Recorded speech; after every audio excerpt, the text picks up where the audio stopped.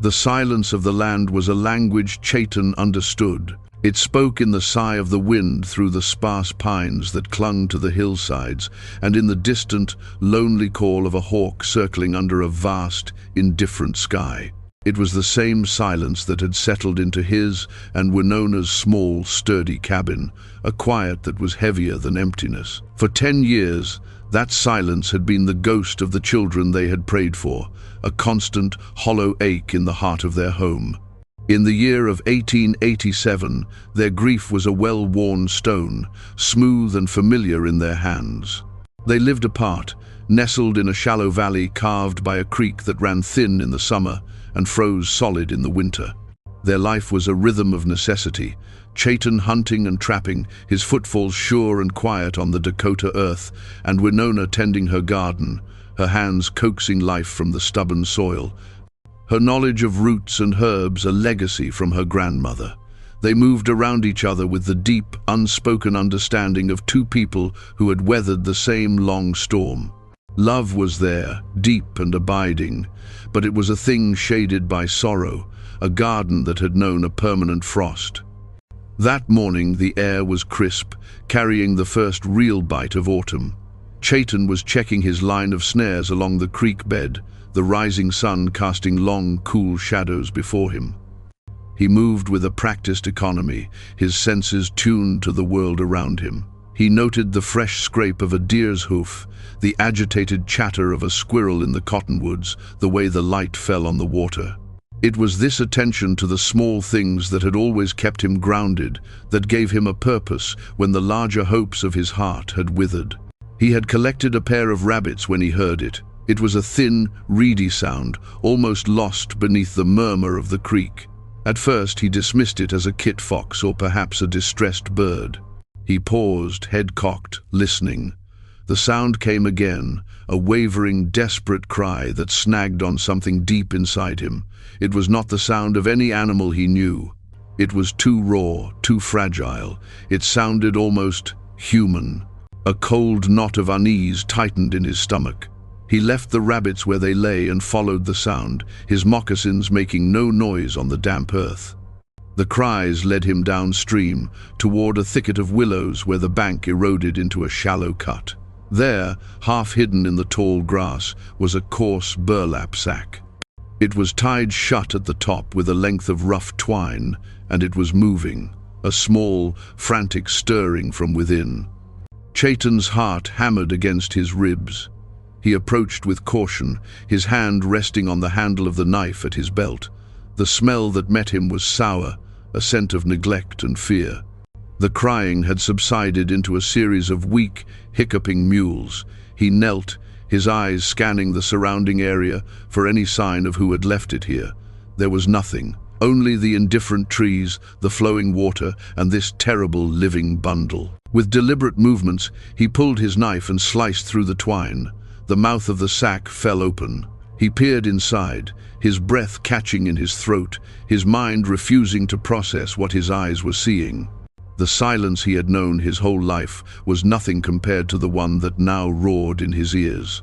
Cradled in the foul darkness of the sack, tangled in a thin, soiled blanket, were babies, not one but 3. They were impossibly small, their skin pale and mottled with cold, their faces pinched and blue around the lips. They were white children, their tiny chests rose and fell in shallow, shuddering breaths. As the cool morning air hit them, one of them let out another weak, plaintive wail, a sound so full of helpless misery that it broke through Chaitan's shock and pierced him to the core. He stood frozen for a long moment, the world tilting on its axis. He looked up at the empty sky, then back at the impossible sight before him. This was not his world. This was a sorrow from the white man's town, a cruel secret discarded in the wilderness to be erased by the elements. His first instinct was a cold, hard pragmatism. This was a danger he could not afford. Taking these children would invite a world of trouble that he and Winona had deliberately built their lives to avoid. He should walk away. He should cover the sack and let the wilderness do what it was meant to do. But then he looked at their faces. He saw a tiny hand, no bigger than a leaf, clench and unclench.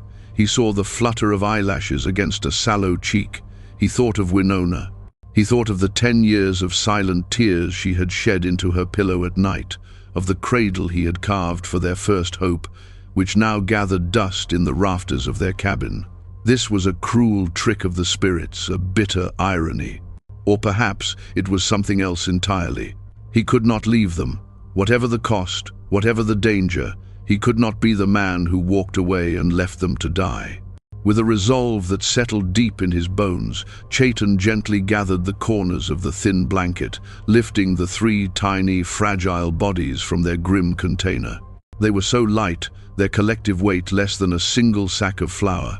He cradled them against his chest, their faint warmth a flickering ember against his own, and turned for home. He did not run, but his long strides were urgent, eating up the distance back to the cabin, back to the woman who was the center of his world, carrying a burden that he knew would change everything. Winona was scraping carrots from her garden when she saw him coming. She rose, wiping her soil-stained hands on her apron, a question in her eyes. She expected to see him carrying game, but he was empty-handed except for the strange, bulky bundle he held so carefully in his arms.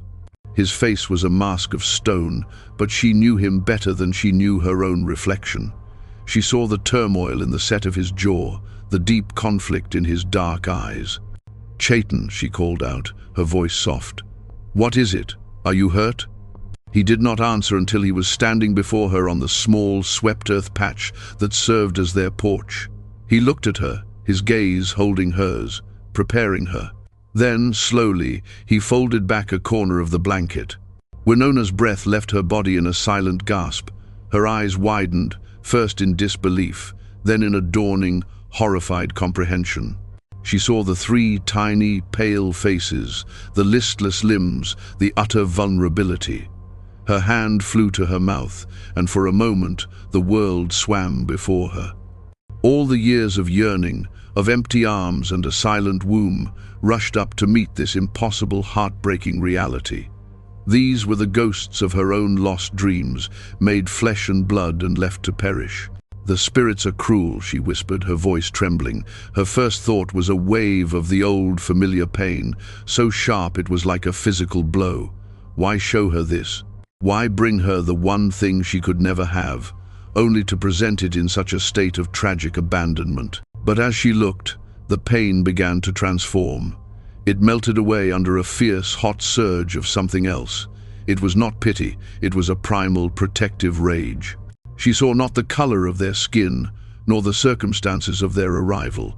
She saw only life, flickering and fragile, on the verge of being extinguished. She reached out, her fingers, still cool from the garden soil, gently touching the cheek of the smallest baby. The skin was cold.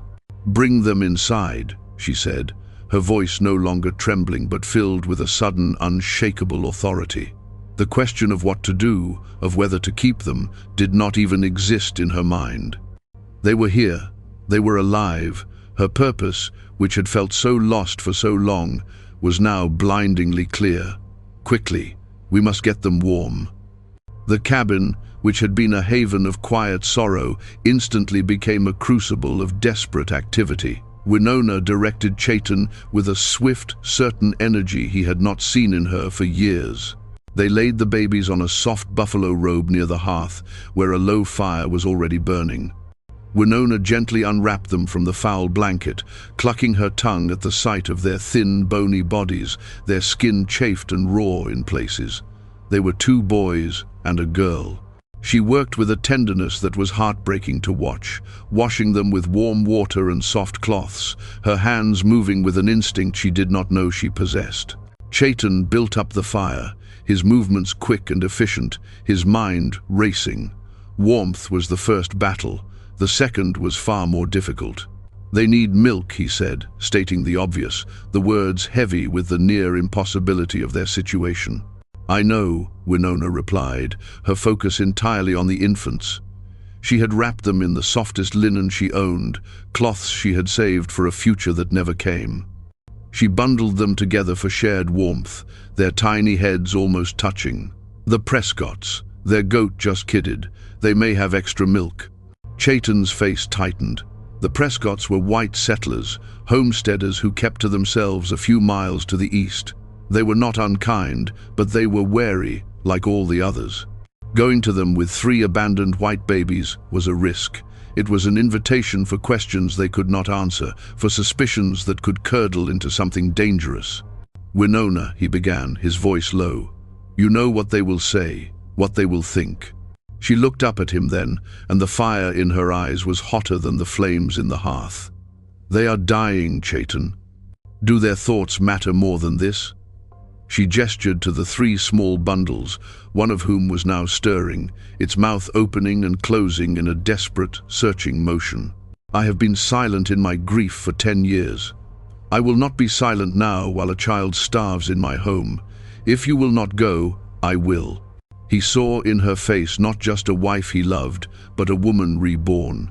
The quiet resignation was gone, replaced by the ferocity of a mother bear defending her cubs. He knew in that moment that he would ride into the white man's fort and face a legion of blue-coated soldiers if she asked it of him. Her fight was now his. "I will go," he said simply. He took his water skin and a small leather pouch for the milk.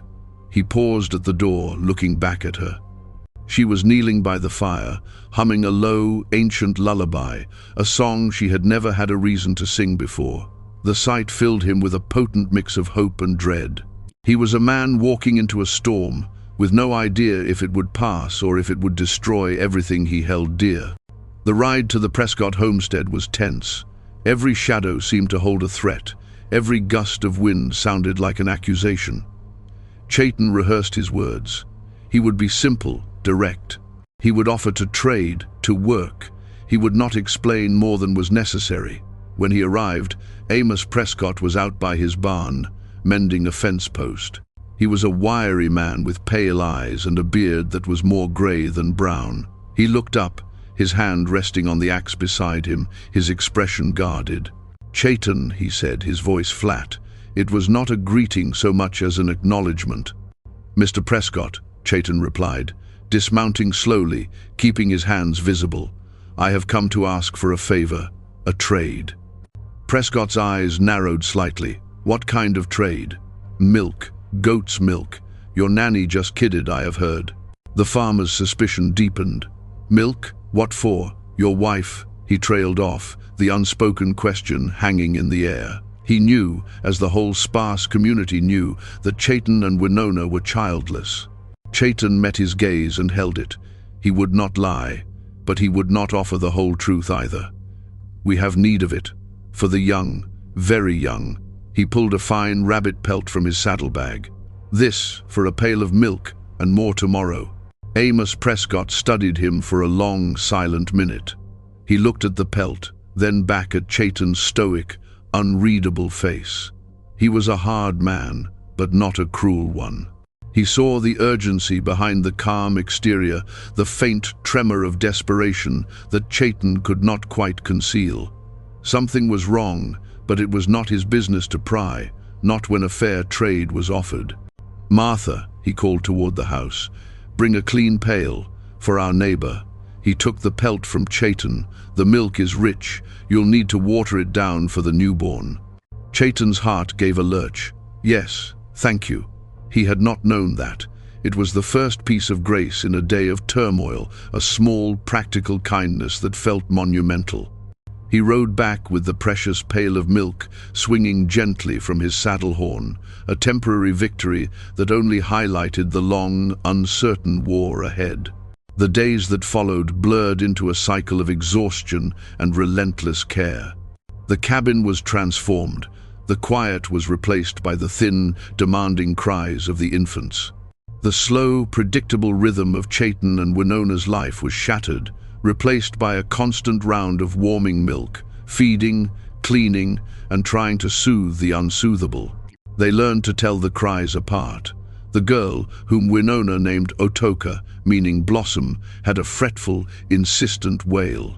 The larger boy, named Kangi, for the raven, had a lusty, demanding cry. The smallest boy was the quietest. He was frail, and his hold on life felt tenuous. Winona called him Tio for dwelling, praying that he would choose to dwell among them. Sleep became a luxury, snatched in brief intervals. Chaitan would take a shift, holding a crying baby against his broad chest, feeling the fragile flutter of its life, and he would feel a wave of fierce protectiveness that astonished him. He watched Winona, and it was like seeing the sun come out from behind a decade of clouds. The sorrow had been burned out of her eyes, replaced by a vigilant, tireless love. She grew thin from exhaustion, but her spirit seemed to expand, filling every corner of their small home. The cradle he had carved years ago was brought down from the rafters. It was too small for three, so they slept together in a padded crate by the fire, a tiny tangle of limbs. Their precarious peace, however, could not last.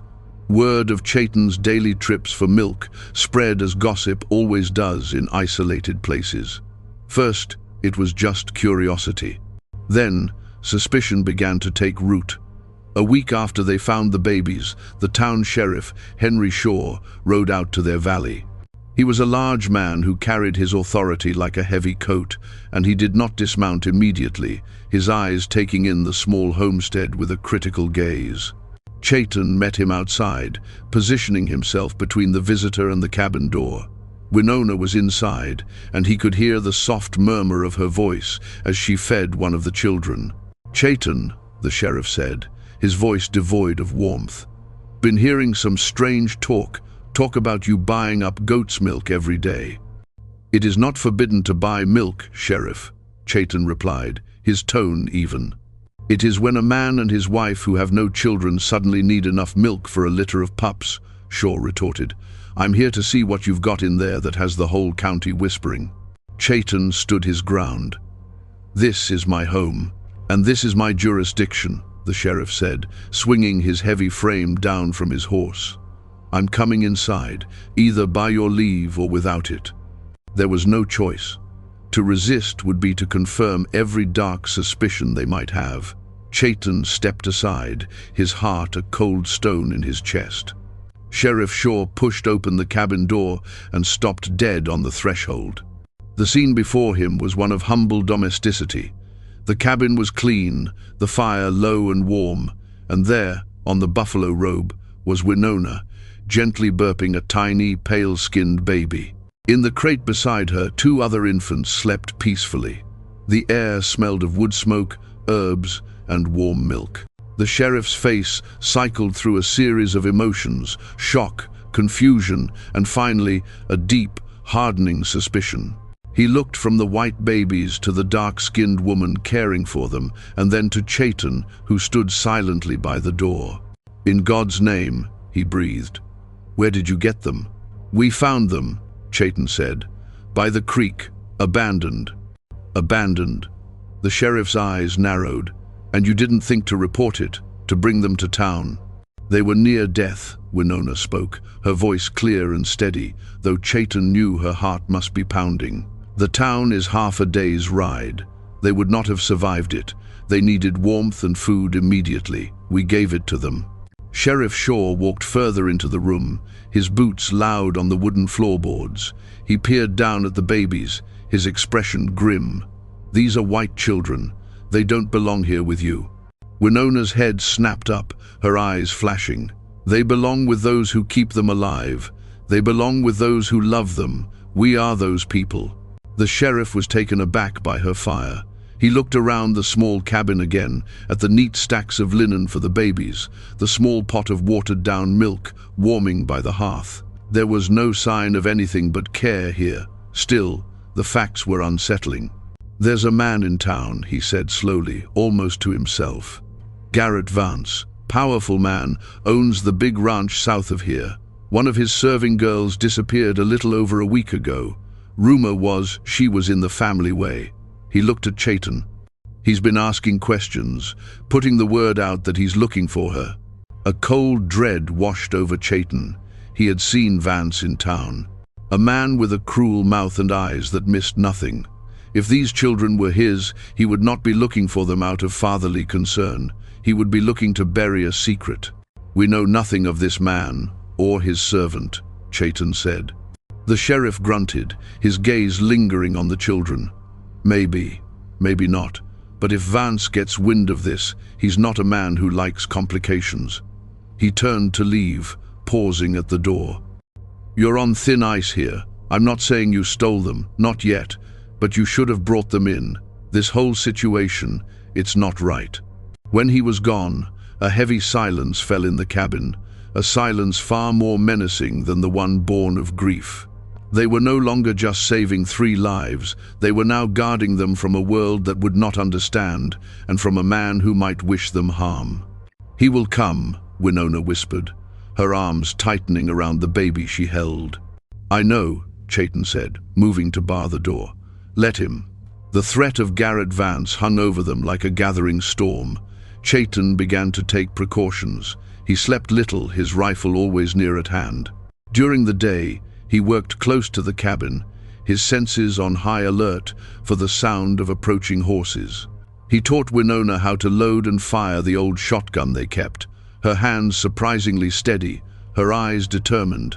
They were no longer just a couple, they were a family, forged in crisis and bound by a shared, protective love. The children were growing stronger. Under Winona's relentless care, their skin lost its sallow tint and grew rosy with health. Their cries became more robust, their movements more energetic. Tio, the smallest boy, had a quiet, watchful nature. Kangi was boisterous and strong, and little Otoka had a smile that could cleave a man's heart in 2. They were becoming people, their individual spirits emerging like seedlings in the spring. For Chayton and Winona, the love they felt for them was a fierce, elemental force, a love that had been dammed up for a decade and was now flowing with unstoppable power. About 2 weeks after the sheriff's visit, the storm broke. It was near dusk, the sky bruised with purple and orange. A lone rider approached the cabin. It was Garrett Vance. He was a big man on a fine black horse, dressed in clothes that spoke of wealth and arrogance. He did not hail the cabin, but sat on his horse for a long moment, his cold eyes surveying the simple homestead with contempt. Chayton met him outside, his rifle held loosely but ready at his side. You are not welcome here, Vance, he said, his voice low and steady. Vance sneered, a cruel twist of his lips. I'm not here for your hospitality, I'm here for my property. His gaze flickered toward the cabin door. The sheriff talks too much. I hear you found something that belongs to me. We found 3 children left to die, Chayton corrected him. They belong to no one but themselves. They are the product of a foolish girl who worked for me, Vance said, his voice dripping with venom. A mistake that should have been erased. I've come to correct that error. Give them to me. No, Chayton said. The word was flat, absolute. Vance's face darkened with rage. You think you can defy me, an ignorant savage living in a mud hut? I will have those brats, and I will burn this hovel to the ground with you and your squaw inside it. He spurred his horse forward, intending to ride Chayton down. But just as he moved, the cabin door opened. Winona stood there, the old shotgun in her hands, its twin barrels aimed squarely at Vance's chest. Her face was calm, her eyes blazing with a cold fire. You will not touch our children, she said, her voice ringing with a power that stopped the big man in his tracks. Vance stared at her, momentarily stunned by her defiance. He laughed, a harsh, ugly sound. You think that old scattergun scares me? There's only 2 of you. I'll be back with my men, and we'll see how brave you are then. He wheeled his horse around and galloped away, his parting words a clear promise of violence. Chayton and Winona watched him go, the twilight deepening around them. They did not have to speak. They both knew the fight was not over.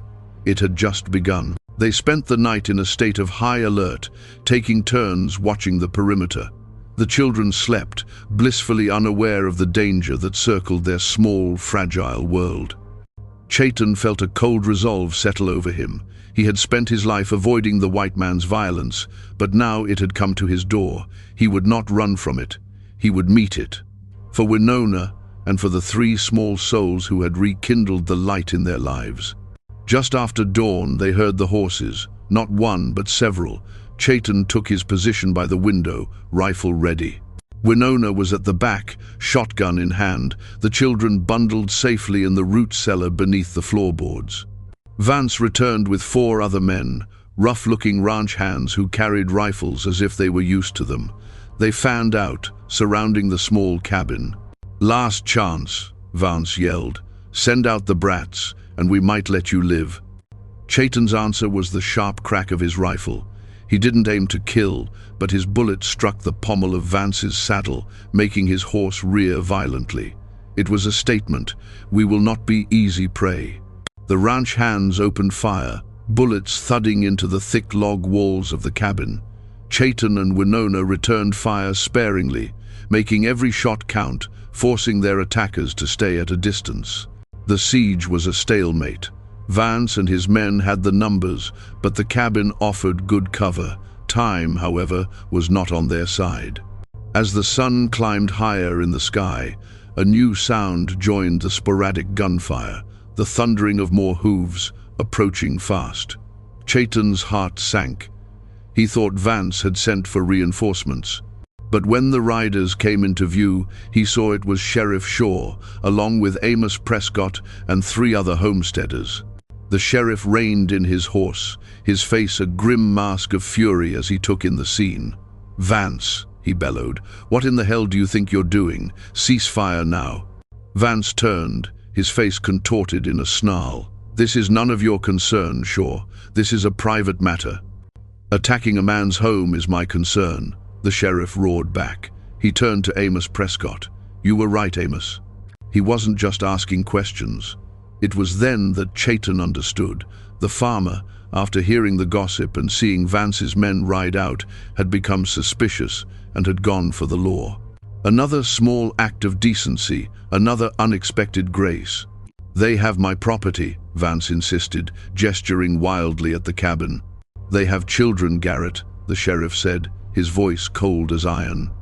"The same children whose mother, we now know, was found dead in a ditch 2 miles from your ranch with a broken neck.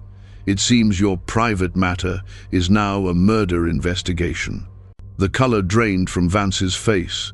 His hired men looked at each other, their loyalty vanishing in the face of a murder charge. They lowered their rifles. Vance, trapped and exposed, made a desperate move. He drew his pistol and fired wildly at the sheriff. Shaw was faster. His own gun bucked in his hand, and Garrett Vance crumpled from his saddle, a dark stain spreading across his chest.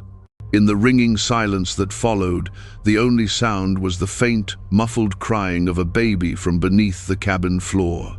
The aftermath was quiet. The sheriff and his impromptu posse took Vance's men into custody. He approached the cabin, his expression weary. Chaitan and Winona emerged, blinking in the bright sunlight. Shaw looked at them, then at the sturdy log walls pocked with bullet marks. "You should have come to me," he said, but there was no heat in his words. "Would you have believed us?" Chaitan asked quietly. The sheriff had the grace to look uncomfortable. He didn't answer directly. "The circuit judge will be through next month. We'll have to sort out the legalities of this, about the children." He looked over at Amos Prescott, who was watching Winona as she lifted the children one by one from the cellar, soothing their frightened cries. "Seems to me," the farmer said, his voice rough with emotion, "that the matter's already sorted. A parent is the one who raises the child, not the one who sires it and casts it aside. Those are their children." He nodded toward Chaitan and Winona, a gesture of simple, profound respect. Sheriff Shaw looked at the scene before him, the fierce, loving Lakota woman hushing the 3 small white babies and the quiet, resolute man standing guard over them all. He saw the truth in Prescott's words. Some things were more fundamental than laws written on paper. "Yes," he said, his voice softer than Chaitan had ever heard it. "I suppose they are." In the years that followed, the valley remained their sanctuary. The town's suspicion did not vanish overnight, but it slowly softened into a kind of grudging acceptance, then into a quiet respect. They were the Indian couple with the white children, a strange and remarkable family that had stood its ground. Chaitin and Winona raised the three children as their own, teaching them the language of the Lakota and the ways of the land, but also preparing them for the white world they had come from. Their home was no longer silent. It was filled with the chaos of scraped knees, the echoes of laughter, and the constant, vibrant pulse of life. One evening, years later, when the children were old enough to run freely through the valley, Chaitin stood with Winona, watching the sun set behind the hills. Kangi and Tio were skipping stones across the creek, and Otoka was weaving wildflowers into her mother's hair. The 10 years of silence felt like a lifetime ago, a distant memory of a different world. Winona leaned her head on his shoulder, her hand finding his. "The spirits were not cruel that day," she said softly. Chaitin looked at the three bright, beloved faces of his children, his heart full to bursting. He thought of the burlap sack, of the cold dread, of the impossible choice. He knew then that family was not a thing of blood or of skin. It was a sacred trust, a bond forged in the fires of adversity and tempered by a love that was fierce enough to face down the world. "No," he agreed, his voice thick with an emotion for which he had no words. "They were not cruel. They were giving us back our lives." The year was 1879, and the wind that scoured the plains around Providence Creek had a mean streak. It carried the grit of the vast, indifferent land and the chill of early winter, and it seemed to find every crack in Hannah Weston's small, lonely cabin. The wind was a constant companion in her solitude, a reminder of the emptiness that had settled in her life like dust on unused furniture. Her husband, Arthur, had been taken by a fever 2 years prior, and their infant son, Samuel, had followed him into the silent earth just a month later. The town, a rigid collection of souls governed by the iron will of Reverend Blackwood, had offered condolences that felt more like judgments, their pity thin as watered-down milk. Hannah was now an island, a widow in a community that had little use for a woman alone, especially one who carried her grief not with loud lamentation, but with a quiet, unbreachable dignity that they mistook for pride. Her days fell into a rhythm of necessity. She tended her small garden, mended her clothes until the patches had patches, and chopped her own wood, her movements economical and precise. She was capable, and her capability made the townsfolk uneasy. They wanted a weeping, dependent creature they could cluck their tongues over, not a woman whose gaze met theirs squarely, holding a sorrow so profound it needed no witness. She lived on the edge of town, where the tamed land gave way to the wild, a fitting location for a woman who existed on the periphery of their society. The creek that gave the town its name gurgled nearby, a ribbon of life in the austere landscape, and it was there, on a day when the sky was the color of a fresh bruise, that her quiet life was irrevocably broken. A storm had rolled in overnight, a furious tantrum of thunder and rain. By morning, the world was washed clean and achingly cold. Hannah went to check her snares by the creek, her boots sinking into the sodden earth. That was when she saw him. He was lying half in the churning water, a still shape against the mud-brown bank.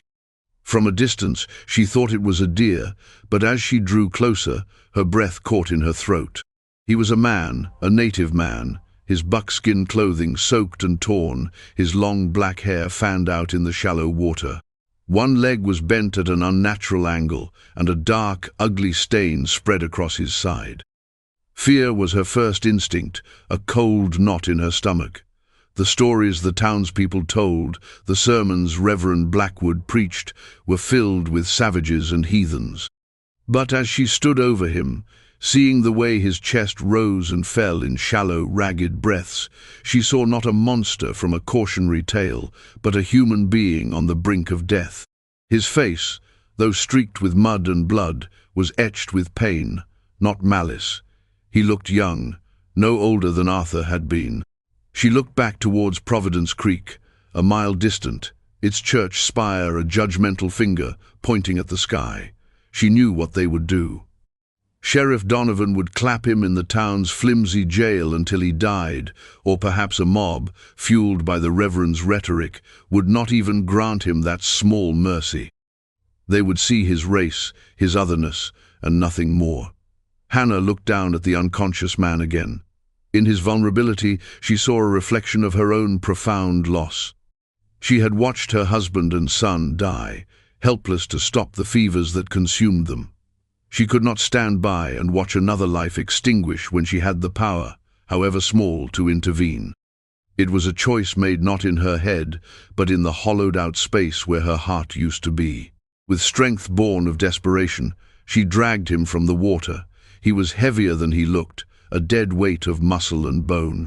She strained, her muscles screaming, her breath coming in ragged plumes in the frigid air. Inch by painful inch, she pulled him up the bank and onto the grass. She couldn't take him to the cabin. Someone might see. Instead, her eyes fell on the old root cellar, its slanted doors set into a small rise, 50 yards from her home. It was dark, damp, and hidden. It would have to do. The effort to move him that final distance nearly broke her, but she managed, half carrying, half dragging him, until they tumbled together into the earthy darkness of the cellar. She laid him on a bed of old burlap sacks, his breathing a faint, rattling sound in the sudden stillness. As she closed the heavy doors, plunging them both into near-total blackness, Hannah Weston knew she had just set a match to her own life. For the next 3 days, Hannah lived a double existence. To the world, she was the solitary widow, going about her chores with her usual quiet efficiency. But in secret, she was a healer, a conspirator. She would slip out to the root cellar under the cover of darkness or in the grey light of dawn, carrying water, broth, and clean rags. The first time she properly examined him by the wavering light of a single candle, she saw the wound was from a bullet, low on his side. It was inflamed and angry. Using whiskey to sterilize her husband's old clasp knife, she probed for the metal, her hands surprisingly steady. He groaned, and his eyes fluttered open, dark and fever-bright, but he did not fight her. He watched her, his gaze intense and assessing, as she cleaned the wound as best she could and packed it with a poultice of yarrow she'd gathered from the creek bank. They existed in silence. Words felt like an intrusion in the close, earthy dark. He was a presence, a weight of responsibility she had taken upon herself. She learned the rhythms of his pain, the slight tightening of his jaw when she changed the dressing, the shallow hitch in his breath that meant the fever was climbing. He, in turn, learned her. He watched the way she moved, her gestures economical and devoid of fuss. He saw the weariness in her shoulders and the deep, abiding sadness in her eyes when she thought he was asleep. He was a warrior, trained to read men, and he saw no deceit in this woman, only a strange, fierce compassion that seemed to ask for nothing in return. On the 4th day, the fever broke. She found him awake, his eyes clear for the first time. He had propped himself up on one elbow, his stare less a challenge and more a question. "Water," he rasped, his voice rough from disuse. She held a dipper to his lips, and he drank deeply. He sank back onto the burlap, his eyes closing for a moment. "Why?" he asked, the single word hanging in the air between them. Hannah looked at her hands, stained with dirt, and the herbs from his poultice. She thought of Arthur, of Samuel, of the crushing finality of death. "I know what it is to watch someone die," she said softly, her voice barely a whisper. "I could not do it again." He did not reply, but a flicker of understanding passed through his dark eyes. A silent accord was struck in that moment, a bond forged in shared vulnerability and a single, inexplicable act of mercy. Over the next week, he began to heal. He told her his name was Chaitan. He spoke a careful, deliberate English, learned from traders in his youth. He never explained the full story of the ambush that had left him for dead, but he spoke of his people, the Lakota, and of the land as if it were a living thing. Hannah found herself talking too, the words spilling out of her in a way they hadn't for years. She told him about her husband, a gentleman who had loved books, and her son, who had had his father's laugh. Sharing her grief with this stranger in the dark cellar somehow lessened its weight, giving it air after being locked away for so long. He grew stronger. He would sit up, his bare back straight and scarred, and watch her mend his torn buckskins with a needle and thread. One day, he noticed her shivering, her shawl thin against the cellar's damp chill. With surprising dexterity, he took one of the thick burlap sacks and, using her knife, fashioned a crude but effective wrap for her shoulders. The gesture was small, a simple act of reciprocity, but it felt monumental. It was the first time someone had shown her such direct, personal care since Arthur had died. The day came when he was strong enough to travel. The knowledge landed with a quiet thud in Hannah's chest. The cellar, once a place of fear and secrets, had become a strange sort of sanctuary. "I must go," he said one evening, his voice steady. "My people will think I am gone to the spirits." Hannah nodded, her throat tight. "I know." Under a moonless sky, she led him out of the cellar. He stood tall now, the weakness gone, his presence radiating a quiet power. He looked at her small, weathered cabin, then at her. He placed a hand over his heart, a gesture of profound respect. "You saved my life, Hannah Weston," he said, his voice low and resonant. "My people do not forget such things. A debt has been made." "There is no debt," she said quickly. "Just be safe." He held her gaze for a long moment, an eternity seeming to pass in the silent space between them. Then, without another word, he turned and melted into the darkness, as silent as a shadow.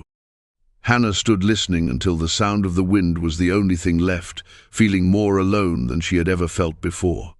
It was Martha Prescott, a woman whose piety was matched only by her nosiness, who found the evidence. A week after Chayton's departure, she was gathering late-season berries near the creek when she spotted it. A small, dark strip of hide, stained with what was unmistakably dried blood, caught on a thorny bush near Hannah's property line. It was not from any animal she recognized. Her eyes narrowed, and she immediately marched to Sheriff Donovan. The sheriff was a man who preferred order to justice. He listened to Martha's breathless story with a grim expression. The pieces clicked into place, the widow's isolation, her proximity to the wild lands, the rumors of Lakota bands being pushed further south by the army. He gathered 2 deputies and rode out to Hannah's cabin. He found her chopping wood, the rhythmic thud of the axe echoing in the crisp air. She did not flinch when they rode up, just rested the axe and waited. "Hannah Weston," the sheriff began, his voice flat. "Martha Prescott found something by the creek, something that didn't belong." Hannah's face remained a careful blank. "The creek is full of things that don't belong, Sheriff." His eyes swept over her property, finally landing on the slanted doors of the root cellar. "I'm going to have a look in there," he said, dismounting. Panic, cold and sharp, seized her, but she showed nothing. She stood her ground as he and his deputies wrenched the doors open. It took them only a minute to find the signs. The packed, down burlap sacks, a faint, lingering scent of herbs and sickness, and a single, overlooked drop of blood on the dirt floor. The sheriff emerged from the darkness, his face a thundercloud. "You harbored one of them." He spat, the words an accusation and a sentence all in one. "A heathen savage, right under our noses." The news spread through Providence Creek like a prairie fire. By the time the sheriff had hauled Hannah back to town, a crowd had gathered. Their faces were a gallery of fear and hatred. They saw her as a traitor, a woman who had chosen an enemy over her own kind. Reverend Blackwood stood on the steps of his church, his face a mask of righteous fury. "This woman," he boomed, his voice rolling over the silent crowd, "has brought a viper into our midst. She has betrayed her people, her God, and the memory of her good husband. She has offered comfort to the wolf that would slaughter our lambs." A mock trial was held in the church itself. It was a foregone conclusion. Hannah stood before them, silent and resolute. She did not beg or plead. She did not try to explain the human impulse that had guided her. To them, her silence was an admission of guilt, an arrogant refusal to repent. The sentence was not the rope. That would be too quick, too merciful. Reverend Blackwood, in his cruel wisdom, decreed a punishment that was both a warning and a slow, agonizing spectacle. "She will be locked in the stocks in the town square," he declared, his eyes gleaming, "without food or water. She chose to feed the savage, so let her see what it is to starve among her own. We will let God's own judgment pass upon her." They dragged her to the center of the square, to the heavy wooden stocks that hadn't been used in years. The wood was rough and splintered. They forced her head and wrists into the holes and locked the heavy beam into place. The crowd watched, some with grim satisfaction, others with a flicker of unease, but none dared to speak out. The weight of the town's judgment settled on Hannah's shoulders, more crushing than the wood that bound her. The first day was an exercise in defiance. She held her head high, meeting the stares of the townspeople, ignoring the taunts of the children who threw pebbles at her. The sun beat down on her, and her thirst began as a small annoyance, a scratch in the back of her throat. By nightfall, the cold seeped into her bones, and her muscles screamed from the unnatural position. The second day, the world began to shrink. The town square became a blurry, hostile landscape. Her thirst was a fire in her throat. Her lips cracked.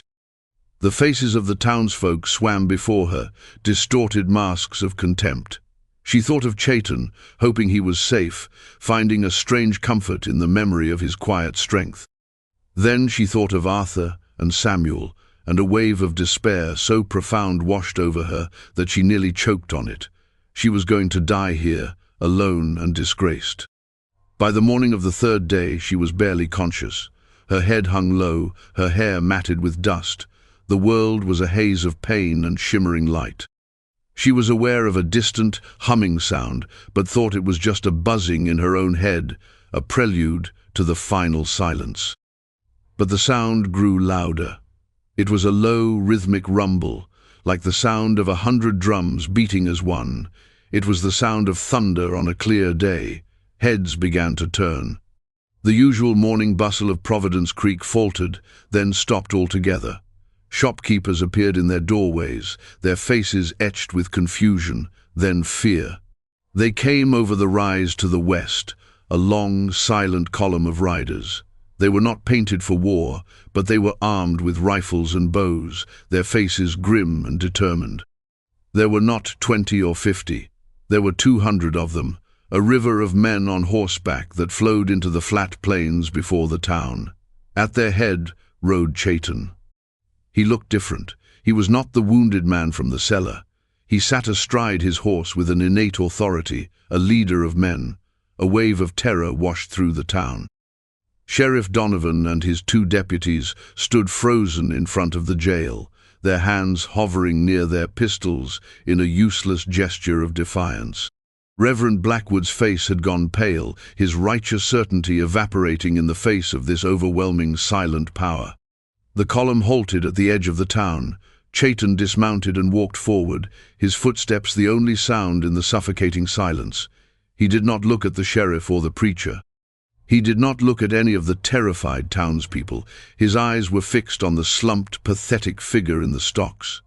He walked directly to Hannah, his expression unreadable. He knelt before her in the dust, ignoring the stench of filth and despair. From a pouch at his belt, he took a water skin. He gently lifted her head and pressed the mouth of the skin to her cracked lips.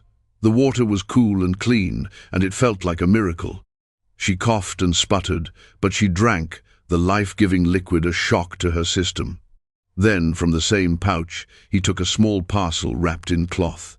Inside was dried meat and a piece of flat, hardy bread. He broke off a tiny piece of the bread, as one would for a child, and gently placed it in her mouth. He waited for her to chew and swallow before giving her another. He fed her there, in the center of the town square, an act of such tender, deliberate care that it was more powerful than any threat. Reverend Blackwood finally found his voice. It was shrill, laced with fear. "What is the meaning of this? This is a place of Christian justice. You have no right." Chaitan rose slowly to his full height and turned to face him. His voice, when he spoke, was not loud, but it carried across the square with the chilling clarity of a breaking piece of ice. "Justice," he said, the word a soft, dangerous thing. "You speak of justice. This woman," he gestured to Hannah, "found me dying. She did not see a Lakota. She saw a man. She showed me mercy when you would have shown me a rope. She gave me life." He swept his gaze over the petrified crowd, his eyes lingering on the sheriff and the preacher. "Her act of kindness is a debt my people honor. So now, we will show you our justice." A collective gasp went through the crowd. Sheriff Donovan's hand tightened on his gun. But Chayton did not call for an attack. He simply raised a hand. At his signal, two of his warriors came forward with heavy axes. With two swift, powerful blows, they shattered the wooden beams of the stocks, freeing Hannah. She slumped forward, and Chayton caught her, lifting her into his arms as easily as if she were a child. She was light, her body frail from its ordeal. "Her home," Chayton announced, his voice ringing with absolute authority, "is now under the protection of the Lakota. You will not go near it. You will not harm her animals. You will not speak her name with anything but respect. If a single stone from her chimney is dislodged, we will know. We will be watching." He turned and carried Hannah away from the square, his warriors parting to let him pass. As he walked, he gave another quiet order. A contingent of 20 warriors broke from the main group and moved with silent purpose towards Hannah's cabin on the edge of town. They formed a loose, impenetrable cordon around the small house and the land it stood on. They did not build fires. They did not make a sound. They simply stood, silent sentinels, their presence a promise and a warning. The remaining 180 warriors stayed where they were, a silent, unmoving testament to Chayton's word, holding the entire town of Providence Creek hostage with nothing more than their presence. Back in her own small cabin, Chayton laid Hannah gently on her bed. The familiar scent of wood smoke and dried lavender filled her senses, a stark contrast to the filth of the square. Another Lakota man, an older warrior with kind eyes, came in with herbs and water and began to tend to her raw wrists and the sores on her body. For the first time in years, the silence of the cabin was not an empty one. It was filled with a quiet, protective presence. Chayton stayed. The large force of warriors left after another day, their point made, but the 20 guards remained. They set up a small, discreet camp by the creek, their watch unending. Chayton took up residence not in her house, but in her barn, a respectful distance that was also a constant reassurance. The town of Providence Creek was transformed. Fear had broken their arrogance. They left Hannah entirely alone, their gazes now averted, a mixture of terror and grudging respect in their eyes. The power of the church and the sheriff had been shown for what it was, a fragile shell, easily shattered by a force they could not comprehend. In the weeks that followed, Hannah healed. Her body regained its strength, but it was her spirit that underwent the greater transformation. The gnawing loneliness that had defined her existence was replaced by a sense of profound security. She and Chayton fell into a new rhythm. He would help with the chores, his strength making light work of tasks that had always strained her. He repaired her fence, reinforced the roof of the barn, and hunted for fresh meat, which they shared. In the evenings, they would sometimes sit by the fire. He told her stories of his people, of the stars and the seasons, of a world imbued with spirit and meaning. In turn, she read to him from Arthur's old books, her voice growing stronger and clearer with each passing night. She discovered that beneath his warrior's exterior was a keen, curious mind, and a gentleness she had only glimpsed in the cellar. He saw in her a resilience that humbled him, a spirit as tough and beautiful as a wildflower growing in rock. One evening, as a light snow began to fall outside, blanketing the world in a soft, forgiving white, he looked at her across the hearth. "The debt is paid," he said quietly. "My men and I can leave now, if that is your wish. The town will not trouble you again." Hannah looked around the small, warm cabin. For 2 years, it had been a shell holding her grief. Now, it felt like a home again. The thought of it falling silent once more, of Chetan's steady presence disappearing from her life, was an unbearable ache. "Is it your wish to go?" she asked, her voice soft but steady.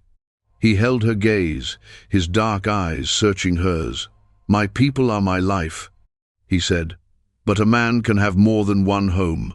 I have found a place of peace here that I did not know I was seeking." A smile touched Hannah's lips, the first genuine, unfettered smile in a very long time. It felt like a sunrise inside her. The wind howled outside, but for the first time it didn't sound like a thing grieving.